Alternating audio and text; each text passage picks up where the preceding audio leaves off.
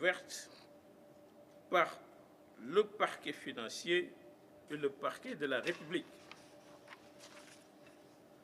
Le procureur de la République financier va exposer les diligences qui ont été accomplies depuis l'installation du pôle judiciaire financier à la date du 17 septembre 2024. Cela fait 7 mois, jour pour jour, que les magistrats du pôle judiciaire financier travaillent sans relâche. Ils poursuivent, ils instruisent et ils jugent les affaires relevant de leurs compétences. Le procureur de la République financier va vous donner les statistiques, le nombre de personnes poursuivies, les montants faisant l'objet de remboursement ou de cautionnement. Il supervise actuellement les enquêtes sur le rapport de la Cour des comptes relative à la situation des finances publiques de la gestion 2019 à mars 2024. Quant au procureur de la République de Dakar, il va vous exposer la situation des affaires pénales relatives au rapport de la Cour des comptes sur le contrôle de la gestion du fonds de riposte et de solidarité contre les effets de la COVID-19, appelé Force Covid, gestion 2020-2021. Comme vous l'avez constaté, des arrestations sont en cours, mais il faut signaler que l'exploitation du rapport de la Cour des comptes relative à la gestion donc Force Covid-19, l'exploitation de ces rapports a révélé l'implication dans la gestion du fonds Covid de certaines personnes ayant exercé des fonctions ministérielles durant la période considérée et sur lesquelles pèsent de graves présomptions de prévarication des deniers publics. Mais comme vous le savez, seule une résolution de mise en accusation de l'Assemblée nationale peut autoriser leur comparution devant la commission d'instruction de la Cour d'appel de Dakar. Et cette commission sera, comme un juge d'instruction, va instruire à charge et à décharge, et si les charges sont suffisantes, renvoyer devant la Haute Cour de justice pour le jugement de ces personnalités. Donc, je vais m'exprimer un peu en wolof avant de donner la parole à mes collègues. Assalamu alaikum. Ñu ngi leen di nuyu di leen ziar.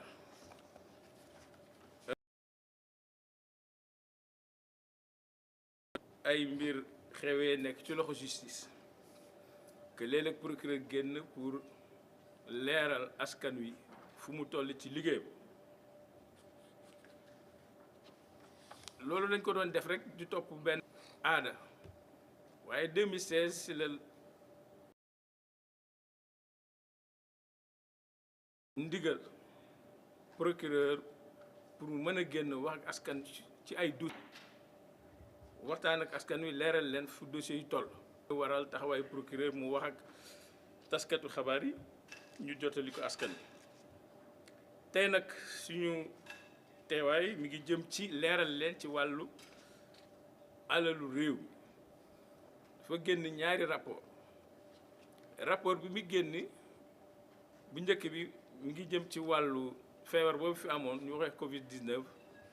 te mu waraloon état bi génn xaalis bu bëri pour ñu mën ci faj maladie yeeg soxla nit yi nga xam ne mënatuñoo dem fenn. Rapport boobu bi ñu ko gëstoo dafa am ay mbuxum yi ci nit ñi def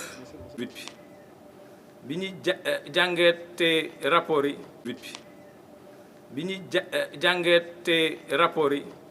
gis nañ ne ñooñu seen loxo Covid bi topp kooku benn groupe la rek des na beneen groupe boo xam ne beneen groupe boo xam ne ñi ngi ciy liggéey bu sottee di ngeen ci am ay information bu loolu weesoo loolu ci dafa jëmoon ci procureur de la République moom moo géré côté boobu. Procureur de la République financier bi moom mi ngi tàmbali liggéeyam depuis le 17 septembre 2024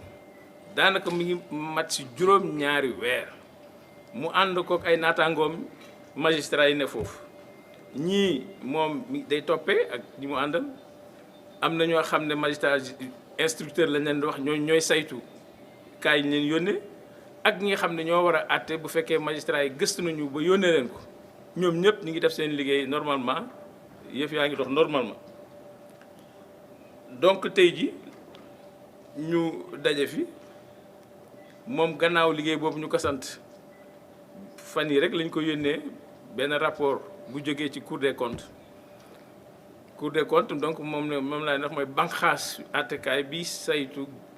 donc gafaka réew mi ñoom ba ñu saytu 2019 ba 2024 la ñu génn seen rapport wax na seet nañu de càmbar nañu lépp waaye dafa am ay fànn yoo xam ne ajotul ci ñun waaye mi ngi aju ci justice aju ci procureur parce que dañ fa gis yoo xam ne nekkul lu war a nekk te dafay donc enfreindre code pénal bi te loolu nag du seen ressort moo tax ñu jël dossier jébal ñu ko bi ñu ko jébalee ñu jébal ko procureur financier ba gis ngeen communiqué bi mu def démb pour wane ne song nañu enquête yi ba jox ko dik mi ngi def liggéeyam donc fu ñu ci mën a toll ci wàllu liggéey boobu incha allah dinañ fi daje wax leen fii ak fii lañ toll ak yan difficulté la am wala déet ba tax na donc pour ne pas guddal maa ngi jox la parole monsieur le procureur de la République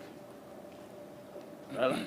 donc on va chaise musicale on va se déplacer parce qu'on ne peut pas transporter tous ces micros vers toi. Donc je vais vous céder la place pour que vous puissiez donc exposer. Sauf que je ne suis pas le procureur général. On va mettre le procureur de la République, mais c'est coaché, hein? Mais ça fait, les gens se comprendront, hein? Voilà, ça va faire moins de travail pour les journalistes, d'accord? Ensuite, après l'exposé donc du procureur de la République, ce sera au tour donc de monsieur le procureur de la République financier qui va faire son speech et vous dire la situation des dossiers qu'il est en train de piloter. Je vous remercie pour votre aimable attention. Merci beaucoup, monsieur le procureur général.